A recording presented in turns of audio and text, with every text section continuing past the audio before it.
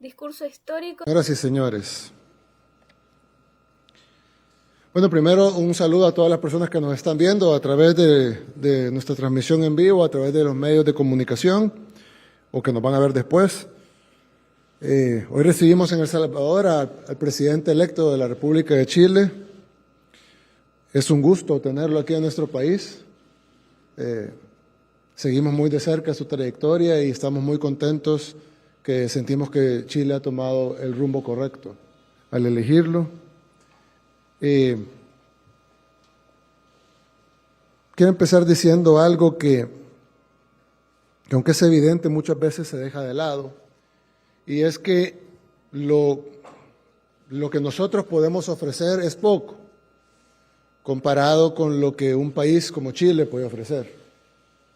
Chile es un país que nos lleva muchos años de ventaja, décadas probablemente, en casi todos los temas.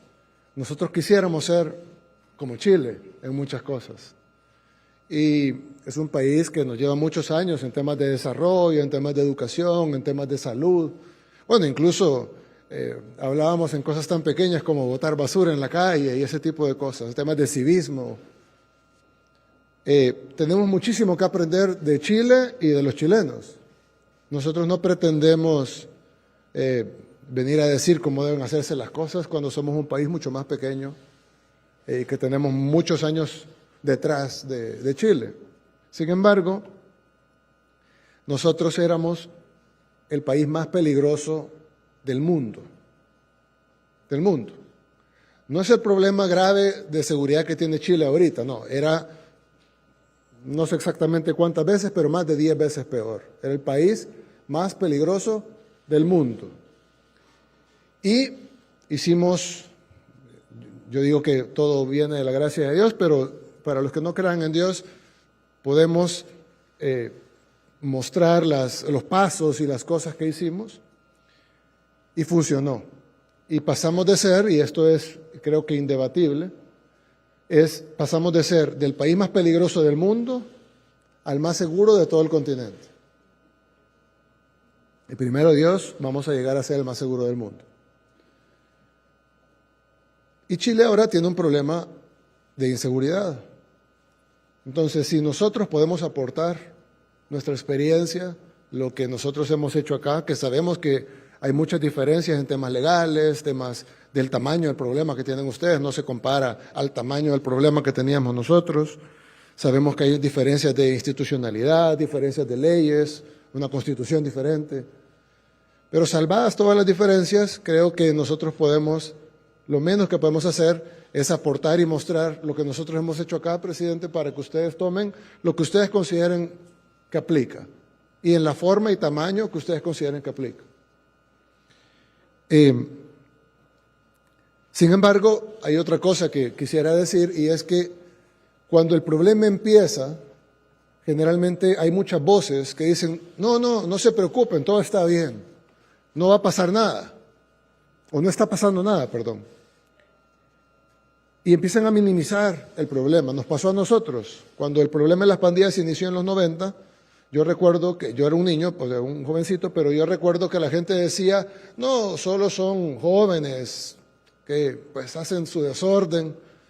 No eran todavía pandillas asesinas. Eran, digamos, grupos de las comunidades que se formaban, era una cultura importada de los Estados Unidos, pero no era un problema de homicidios todavía. Cuando empezaron a matar, la gente empezó a decir, cuando te piden dinero hay que darles porque si no te matan, pero si les das no te matan.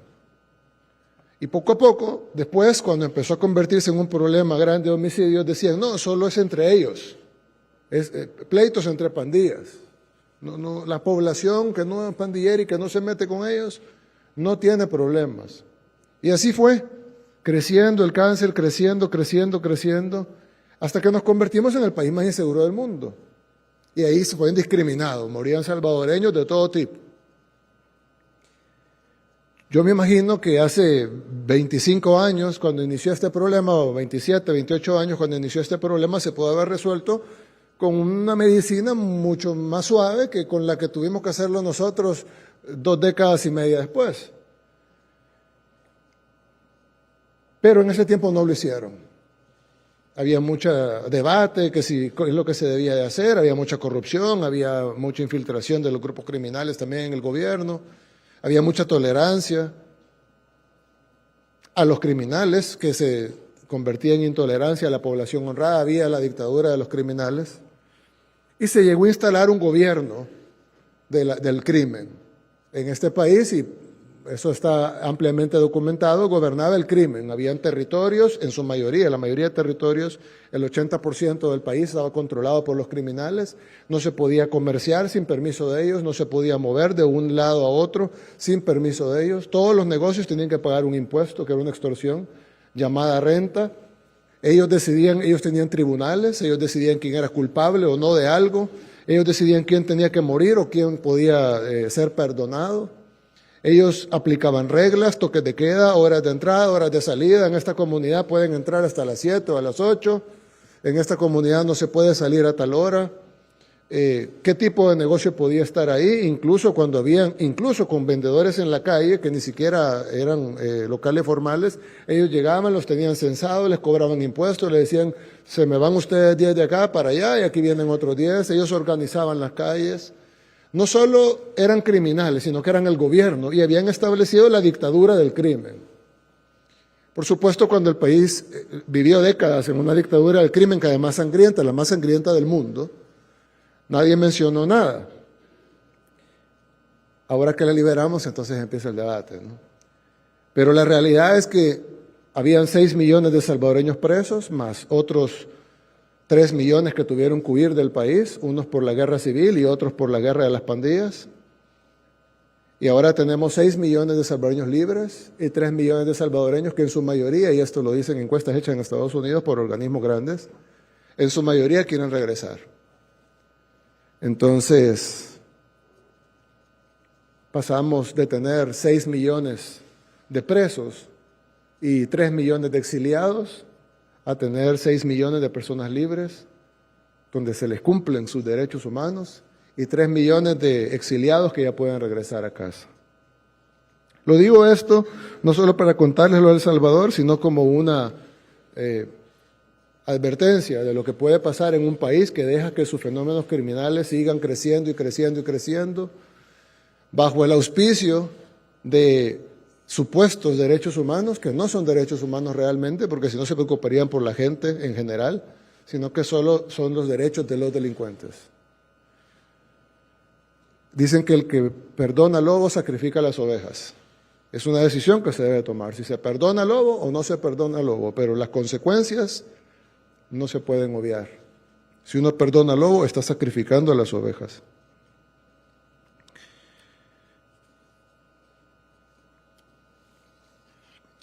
Presidente, cuente con nosotros como sus amigos.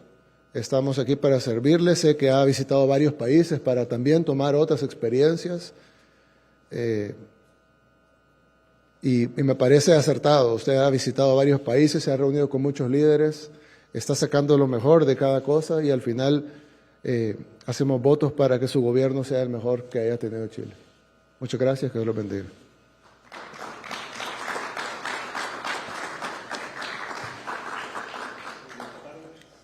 En estos momentos, escucharemos las palabras del señor presidente electo de la República de Chile, José Antonio Kast Rist.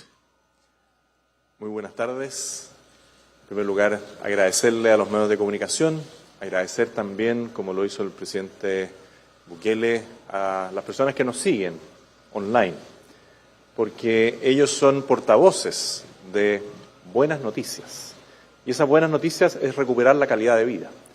Yo le agradezco mucho, presidente, a usted, a su equipo de gobierno, que nos hayan abierto las puertas de su nación.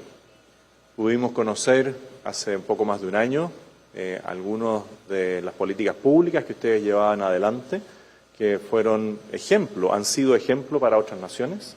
Y hoy día hemos revisado una vez más el resultado que se ha obtenido en el tiempo. Lo escuchaba haciendo un relato de lo que era su nación y pensaba con angustia que es parte de lo que nos está sucediendo a nosotros hoy día. Cuando uno no interviene en el momento oportuno, son graves las consecuencias que pagan las personas más humildes, las personas que no tienen la posibilidad de defenderse. Porque aquellos que tienen recursos siempre van a tener la alternativa de irse del país, de tener más medidas de protección, pero son las personas más humildes, las personas que viven en los sectores más alejados muchas veces del centro urbano, los que comienzan a sufrir con el terrorismo, con la delincuencia, con el crimen organizado. Y Chile, que va en un sentido contrario al progreso en temas de seguridad, incluso en temas de crecimiento económico, ha ido perdiendo la esperanza. Y cuando uno va perdiendo la esperanza, se desmotiva y todo empieza a salir mal. Y ahí lo importante es encontrar un norte, un faro que ilumine en cierto aspecto a las personas. Nosotros hemos sufrido, y se lo comentaba, grandes incendios en nuestra nación que parecían que no tenían solución. Pero una familia decidió destinar recursos y contratar un supertanker, un avión con mucha agua, capacidad de carga de agua, y lo dispuso para apagar incendios que parecía que no tenían solución. El avión no apagó tantos incendios, pero devolvió la esperanza de que era posible salir de esa crisis. Y ustedes como nación más pequeña, como decía usted, hoy día son la esperanza de muchas naciones que ven cómo el crimen organizado avanza y pareciera que no tiene control. Y sí, han tomado decisiones duras, pero necesarias. Nosotros hemos visto sistemas penitenciarios en distintos países y el sistema penitenciario que uno ve que a muchos medios de comunicación comunican de El Salvador es solamente el SECOT, pero no hablan de la rehabilitación de personas que han cometido un solo delito. Porque las personas que están cumpliendo condena en el SECOT, uno tiene que pensar que cada uno de los que está ahí, al menos asesinó a 10 personas. Por lo tanto, si hay 20.000 personas o 18.000 personas en el SECOT, multiplíquelo por 10. Y eso es más pérdidas de vida humana a veces que en una guerra civil. ¿Y es duro? Sí, pero es necesario. No necesariamente nosotros tenemos que hacer lo mismo, porque las condiciones son distintas.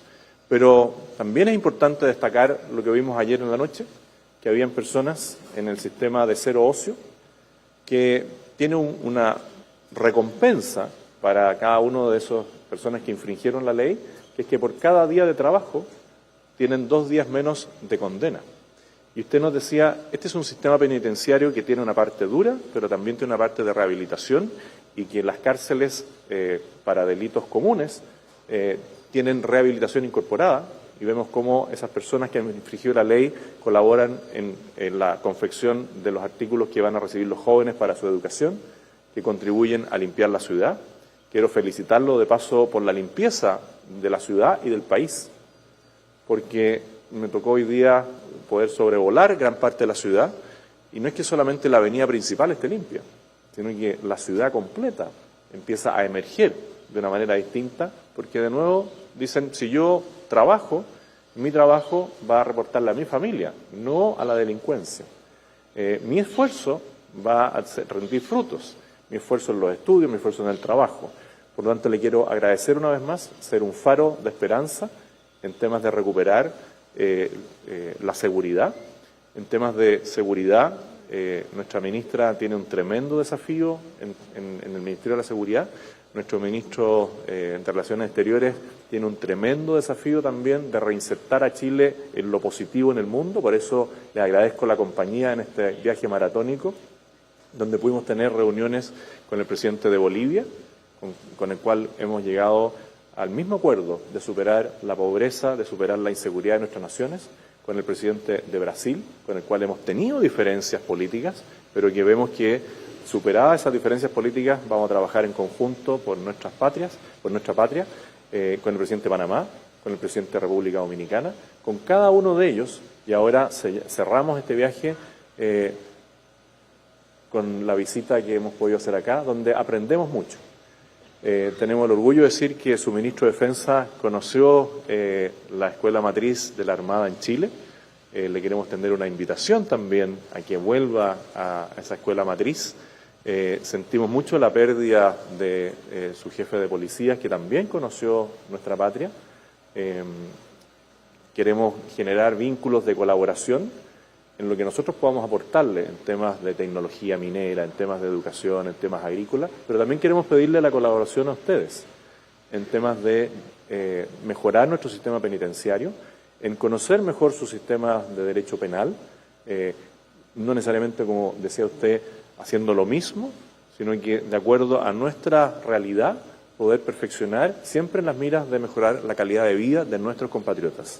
Así que le agradezco mucho la posibilidad de haber visitado una vez más su nación, extenderle la invitación a nuestra patria en el momento que se den las condiciones y que usted lo estime oportuno, generar vínculos de colaboración, porque somos naciones hermanas, y decirle que son un faro dentro de un mundo agitado por el crimen organizado, y que tenemos ahora nosotros mucho que aprender de ustedes.